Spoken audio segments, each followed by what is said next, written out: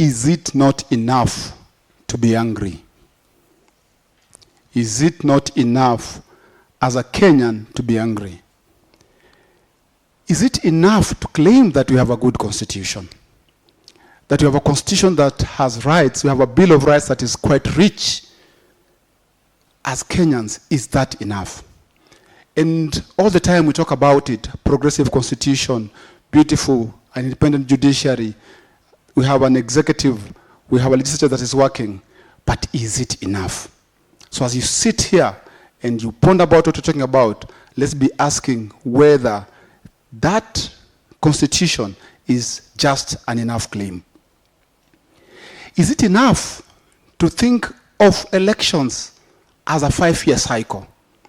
When the young people led us last year to protest against the finance bill, we reached a point where we were saying, can we recall members of parliament who we thought were not with us? We know why we got stuck. But the question is just going to the ballot box enough? Or there's more that comes with that? And are you a statistic or are you a person? When politicians look at you, do they see voting numbers or they see people? And so when they coalesce around particular ideology, which I call power, because this is the only country I have been, and the ideology is around how do we get to presidency. It is not about how your environment will serve you. It's not about which rights you want to protect, but how do we consolidate power? We thought with the new constitution, we will demystify some of these things. However, when you have MCAs all over this country holding their governors at ransom, when you have women reps that sometimes you don't understand what they do, when you have members of parliament who are happy to sit together and raise their salaries and don't care about what you do, and they are happy to make sure that there's a finance bill with taxes that sometimes you don't understand. The question is it that enough? What is it we need to talk about when you have leadership that doesn't respect chapter 6 of the Constitution?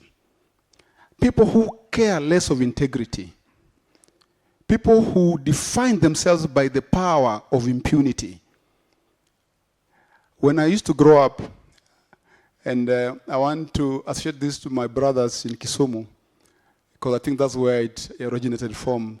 And you'll talk to someone, they will ask you, do you know who I am? You know? And at that particular point, you will stop whatever it is that you wanted to say, because you don't know who they are.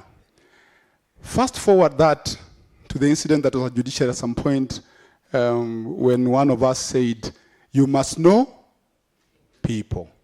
So is it enough to know people? Who do you know in this room? So if you don't know people, what happens to your life? This is the conversations we want us to have. Is it enough to pay taxes, even the ones you don't agree with and you don't have a road? That you have potholes.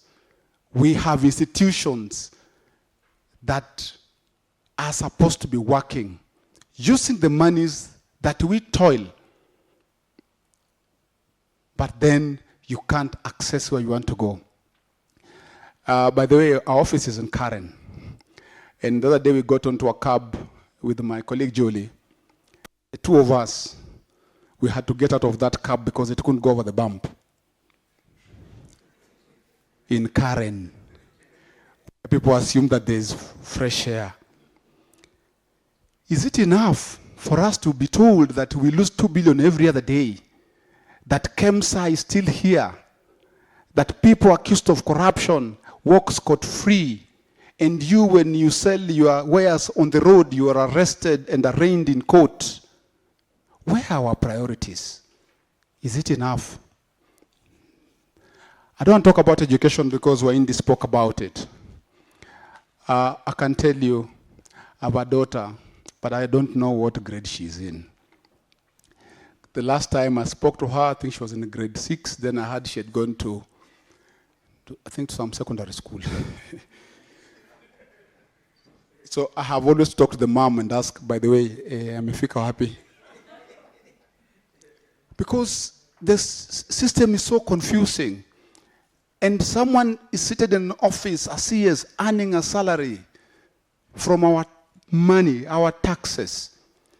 Is it enough? That 62 years after independence, some places have no roads, have no food. Some people are homeless.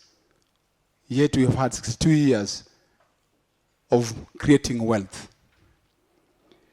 I would like us to ponder and ask whether when you look at Kibra, look at Madare, look at Bangladesh in Mombasa, look at Kondele, Kisumundogo in Kilifi, is that quality housing, shelter, settlements that we want to talk about? There used to be a joke, I don't know if it is true, that when Moi was alive, a guest had arrived and they were passing Langata Road, and the guest saw the expansive Kibra, and the guest asked, so what is that? And Moi said, that's our biggest zero grazing field. And so I'm not so sure if those guys know that they are part of the cows that Moi was making reference to.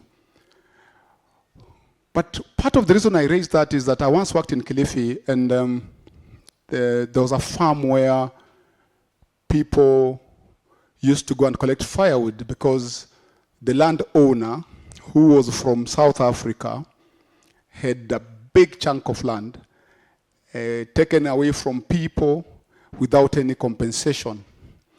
And his askaris killed one of the locals in that farm.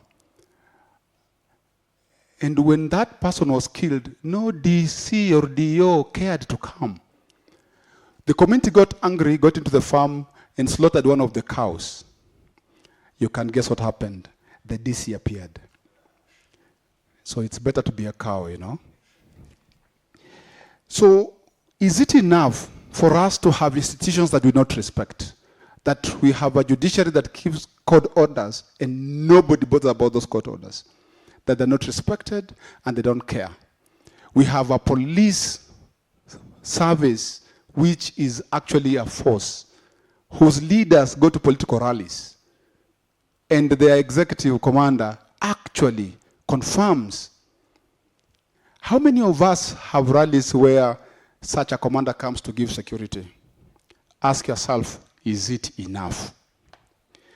Is it enough that you allow this parliament to make laws that only serve them? I was happy when Habib spoke. There's this law they have formed, I think, Community Groups Organization Act. And it is being used to muffle voices on the ground. Making law is one, but how does that law serve this country?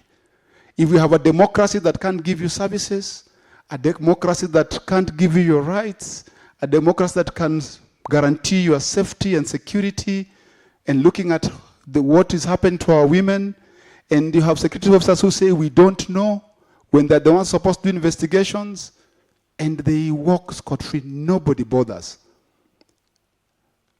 I don't know why we don't have a culture of resignation. I've seen this country, you're a minister, and something goes wrong. Let me go back to the Japanese. Do you remember the Japanese embassy saga? Yes.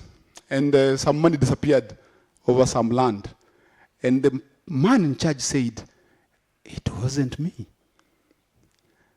The fact that you are the leader, you're supposed to take the flak of that for your irresponsibility and resign and let people do what they're supposed to do.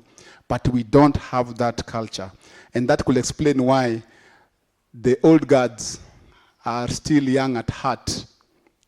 Come 2027, they'll be part of this conversation.